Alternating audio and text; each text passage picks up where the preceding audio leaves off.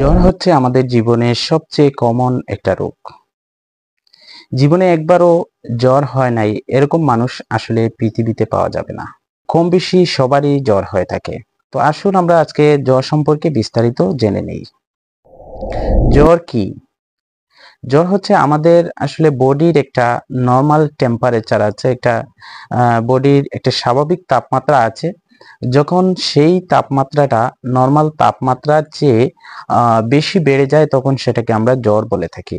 স্বাভাবিক যে তাপমাত্রাটা সেটা আসলে কত? বডির বিভিন্ন জায়গায় বিভিন্ন রকম তাপমাত্রাকে আসলে নরমাল তাপমাত্রা হিসাবে ধরা হয়। সাধারণত আমরা মুখের যে তাপমাত্রা দেখি, মুখের জিহ্বার নিচে যে তাপমাত্রাটা দেখা হয় সেটা নরমাল রেঞ্জ হচ্ছে 97.7 ডিগ্রি ফারেনহাইট। আর সেটাকে যদি সেলসিয়াস হিসেবে ধরা হয় তাহলে অ্যারাউন্ড 37 ডিগ্রি সেলসিয়াস এরকম। এটাকে আমরা স্বাভাবিক টেম্পারেচার হিসেবে ধরে থাকি। এর উপরে যখন তাপমাত্রা চলে যায় তখন সেটাকে জ্বর বলা হয়। এখন আমরা জানবো যে জ্বর মূলত কেন হয়, কি কি কারণে জ্বর হতে পারে। আমাদের দেশে এপ্রিলের মাঝামাঝি সময় থেকে জুন জুলাইয়ের মাঝামাঝি পর্যন্ত খুব বেশি জ্বর দেখা যায়, যেটাকে আমরা ভাইরাল ফিভার বলে থাকি। দেখা যায় খুব বেশি জ্বরের প্রাদুর্ভাব তখন আমাদের দেশে হয়, যেটাকে আমরা ইনফ্লুয়েঞ্জা বলে থাকি। তো এইরকম জ্বর আসলে সাধারণত আমরা না বুঝে অনেক ধরনের ঔষধ আমরা খেয়ে ফেলি, আসলে এগুলো মোটেও ঠিক নয়। ভাইরাল জনিত ফিভার হলে আসলে সেই জ্বরগুলো সাধারণত 3 থেকে 7 দিন থাকে, এর বেশি মোটামুটি এই এই জ্বর থাকে না। তো এই সময় আমাদেরকে ডাক্তার দেখানোরও প্রয়োজন নাই, নিজে নিজেরা এর চিকিৎসা করতে পারি। শুধুমাত্র সিম্পল প্যারাসিটামল এবং সাথে একটা অ্যান্টিহিস্টামিন খাওয়া যেতে পারে, এবং বাড়িতে তরল জাতীয় খাবার খাওয়ার যদি চেষ্টা করি তাহলে আসলে খুব একটা সময় লাগে না, 3 থেকে 7 দিনের মধ্যেই এই জ্বরটা সেরে যায়। শীত যখন আস্তে আস্তে চলে যেতে থাকে, গরমের একটা মৌসুম আসে, তখন আবার জ্বরের কিছু প্রাদুর্ভাব দেখা যায়, জ্বর বেড়ে যাওয়া শুরু করে। তো সেটাও মূলত ভাইরাল ফিভার, সেটাও সিজনাল ফিভার বলি আমরা। আবার যখন গরম চলে গিয়ে আবার যখন শীত আসতে থাকে তখনও দেখা যায় জ্বরের প্রাদুর্ভাব বেড়ে যায়, সেটাও সিজনাল ফিভার, ভাইরাল ফিভার। সেটা নিয়েও চিন্তিত হওয়ার কিছু নেই। এজ ইউজুয়াল প্যারাসিটামল এবং সাথে একটা অ্যান্টিহিস্টামিন খেয়ে নিলে এবং কিছুদিন রেস্টে থাকলে, তরল জাতীয় খাবার খেলে সেই জ্বরটাও মোটামুটি কমে যায়, সেটা নিয়ে চিন্তিত হওয়ার কিছু নেই। মনে করেন 7 থেকে 10 দিন চলে গেছে জ্বর, প্যারাসিটামল খাওয়ার পরেও, অ্যান্টিহিস্টামিন ঔষধ খাওয়ার পরেও জ্বর কমলো না, তখন কি করবেন? তখন অবশ্যই সেই জ্বরটা নিয়ে সিরিয়াস হতে হবে, অবশ্যই একজন ডাক্তার দেখাতে হবে। কেননা তখন ডায়াগনোসিসের ব্যাপার আসবে। পরীক্ষা নিরীক্ষা করে আহ জ্বরটা কেন যাচ্ছে না, জ্বর মূলত কি কারণে হচ্ছে, কি রোগের কারণে হচ্ছে, সেটা একজন ডাক্তার পরীক্ষা নিরীক্ষা করে দেখবেন এবং ডায়াগনোসিস করে ঔষধ দিলে আশা করা যায় ভালো হয়ে যাবে। এখন মনে করেন 3 থেকে 4 দিন চলে গেল, 1 সপ্তাহ চলে গেল, তারপরে ডাক্তার দেখালেন, ডাক্তার দেখানোর পরেও জ্বরটা কমছে না, জ্বরটা আগের মতোই আছে, তখন কি করবেন? তো তখন সেই জ্বরটা নিয়ে আসলে সিরিয়াস হতে হবে। মূলত জ্বরটার কারণ খুঁজে বের করতে হবে, যে জ্বরটা মূলত কেন হচ্ছে, কি রোগের কারণে মূলত জ্বরটা হচ্ছে সেটা খুঁজে বের করতে হবে। কারণ খুঁজে বের করার জন্য কয়েকটা বিষয় চলে আসে। যেমন প্রথমেই আমাদের যে বিষয়টা মাথায় রাখতে হয় সেটা হচ্ছে ইনফেকশন। তো ইনফেকশন বলতে গেলে শেষ হয়ে যাবে না, ইনফেকশনের মধ্যে আবার অনেকটা বিষয় চলে আসে। যেমন জ্বরটা হয়তো ভাইরাস জনিত কোনো রোগের কারণে সেই জ্বরটা আসতে পারে, আবার ব্যাকটেরিয়াল কোনো কারণে, ব্যাকটেরিয়া জনিত কারণে আবার সেই জ্বরটাও আসতে পারে, আবার প্রোটোজোয়াল কোনো কারণেও সেই জ্বরটা আসতে পারে। তো তো একটা ইনফেকশনের মধ্যে কিন্তু 3টা ক্যাটাগরি চলে আসলো। হয়তো ভাইরাস জনিত কারণে হতে পারে, ব্যাকটেরিয়াল জনিত কারণে হতে পারে, আবার প্রোটোজোয়াল কারণে হতে পারে। কোনো কারণ খুঁজে পাওয়া যাবে না, তখন আমাদেরকে মাথায় আনতে হবে যে ভাইরাস, ভাইরাসকে নিয়ে। তো ভাইরাল ফিভারের কথায় আসলে প্রথমেই চলে আসে ভাইরাল হেপাটাইটিস। তো ভাইরাল হেপাটাইটিস এটা মূলত কি? এটা হচ্ছে লিভারের একটা সমস্যা, জন্ডিস। তো জন্ডিসের কারণেও কিন্তু জ্বর আসতে পারে। আরেকটা হচ্ছে ভাইরাল এনকেফালাইটিস। আরেকটা হচ্ছে মিজেলস। মিজেলসের কারণেও কিন্তু জ্বর আসতে পারে। মিজেলস যেমন জ্বরের সাথে শরীরে ছোট ছোট লাল গুটা হয় এবং সারা শরীরে এটা ছড়িয়ে যায় এবং শরীরটা খুব ব্যথা হয়, এটা মিজেলস। আরেকটা হচ্ছে মাম্পস, এটাও ভাইরাল জনিত একটা রোগ, এটার সাথেও জ্বর থাকে। আরো আছে যেমন ডেঙ্গু, চিকুনগুনিয়া। তো ডেঙ্গু চিকুনগুনিয়া নিয়ে আসলে বলার কিছু নেই, এগুলো আপনারাই ভালো জানেন। এগুলোর সাথেও কিন্তু জ্বর আসে।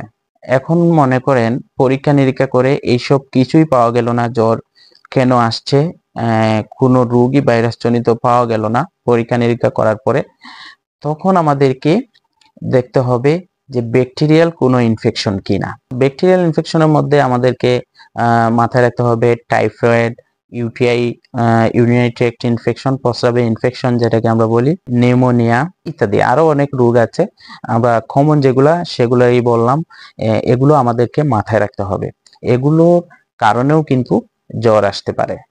এখন দেখা গেল পরীক্ষা নিরীক্ষা করে ব্যাকটেরিয়াল জনিত কোনো কারণ পাওয়া গেল না, তখন আমাদেরকে কি করতে হবে? তখন দেখতে হবে যে প্রোটোজোয়াল কোনো সমস্যা কিনা। প্রোটোজোয়াল সমস্যা গুলোর মধ্যে কমন যেগুলো আমাদের সামনে আসে, যেমন কালাজ্বর, ম্যালেরিয়া, এগুলোই হচ্ছে উল্লেখযোগ্য। এখন প্রোটোজোয়ালও কোনো কিছু পাওয়া গেল না, তখন কি করতে হবে? তখন আসলে অনেক চিন্তার বিষয়ে, আরো অনেক গভীরে আমাদেরকে যেতে হয়। ডাক্তাররা আরো অ্যাডভান্স ডায়াগনোসিসে চলে যান। তখন আমরা আরেকটা বিষয়ে মাথায় নিয়ে আসি, সেটা হচ্ছে কানেকটিভ টিস্যু ডিসঅর্ডার। তো কানেকটিভ টিস্যু ডিসঅর্ডার এটা কোনো ইনফেকশন নয়, কিন্তু ইনফ্ল্যামেশন তৈরি করে। রোগীরা এসে বলবে যে জ্বর আছে এবং সারা শরীরে ব্যথা, হাতে ব্যথা, পায়ে ব্যথা, জয়েন্টে ব্যথা, এবং বলবে যে গিঁটা ফুলে যাচ্ছে, এরকম। এইগুলো যখন বলে তখন আমাদেরকে চিন্তা করতে হয় ইনফ্ল্যামেটরি ডিজিজ এগুলো আছে কিনা। এগুলোর কারণেও, এই রোগগুলোর কারণেও শরীরে জ্বর আসে। ইনফ্ল্যামেটরি ডিজিজগুলোর মধ্যে যেমন rheumatic fever, rheumatoid arthritis, SLE বা সিস্টেমিক লিউপাস এরিথেমেটোসিস, স্ক্লেরোডার্মা, এগুলো হচ্ছে গুরুত্বপূর্ণ।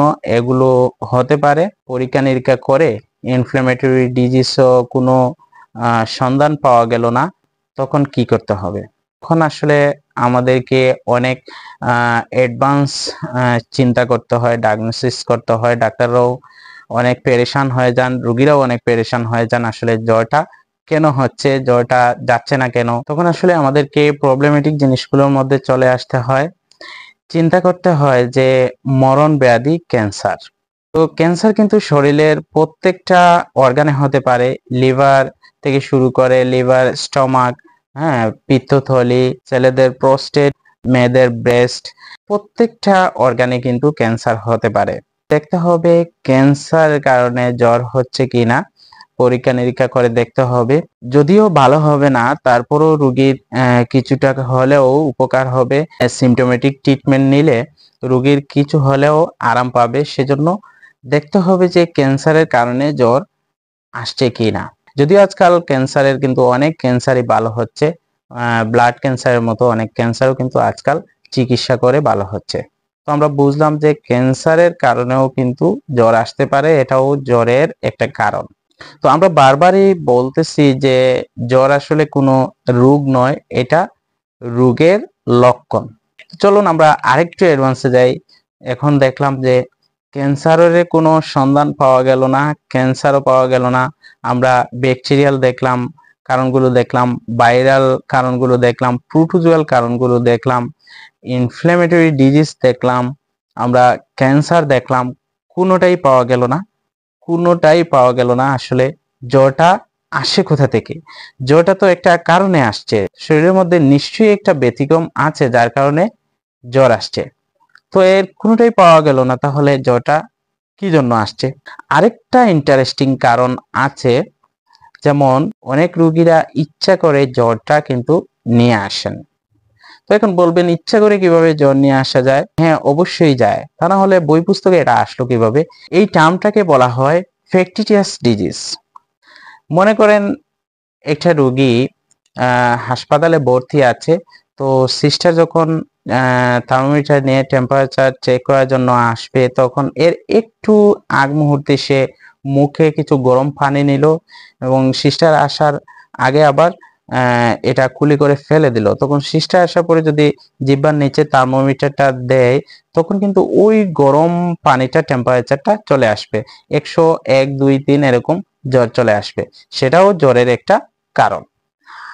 আরো যদি একটা উদাহরণ দিতে যাই, যেমন কেউ যদি 2টা রসুনের বিচি বা একটা যদি বেটে বগলের নিচে দিয়ে দেয় এবং সেটা দেওয়ার ফলে কিছুক্ষণ যদি রাখে, তাহলে কিন্তু আহ সেখান থেকেও বডির টেম্পারেচারটা একটু বেড়ে যায়।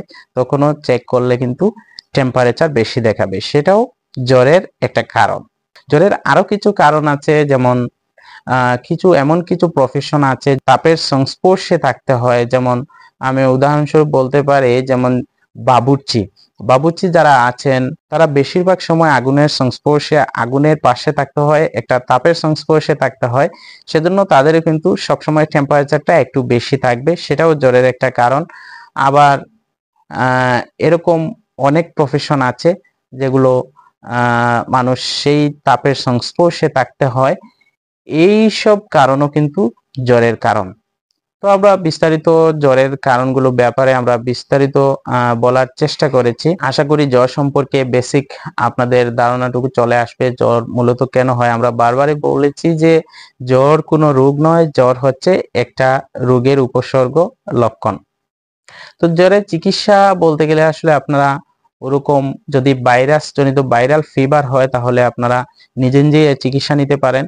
যেমন একটা প্যারাসিটামল, একটা অ্যান্টিহিস্টামিন আপনারা খেতে পারেন এবং বাড়িতে তরল জাতীয় যে খাদ্যগুলো আছে সেগুলো খেতে পারেন এবং রেস্টে থাকবেন। আশা করা যায় 3 থেকে 7 দিনের মধ্যে সেই জ্বরটা চলে যাবে, ভাইরাস জনিত যে জ্বর সেটা চলে যাবে। এরপরেও যদি আপনার জ্বর না কমে, তাহলে অবশ্যই আপনি একজন ভালো ডাক্তার দেখাবেন। ডাক্তার সেই জ্বরটা ডায়াগনোসিস করার চেষ্টা করবেন, মূলত জ্বরটা কেন আসছে। তো সম্পূর্ণ ডিটেলস তো আমি বললামই, যে একটা পরে একটা ডাক্তার ডিসিশনে যাবেন যে জ্বরটা কেন আসছে। তো সেই কারণটার চিকিৎসা নিলেই জ্বরটা আসলে কমে যাবে। তো আশা করি সবাই বুঝতে পেরেছেন। মোটামুটি জ্বর সম্পর্কে একটা বেসিক আপনাদের ধারণা হয়েছে। সবাই ভালো থাকুন, সুস্থ থাকুন। আসসালামু আলাইকুম।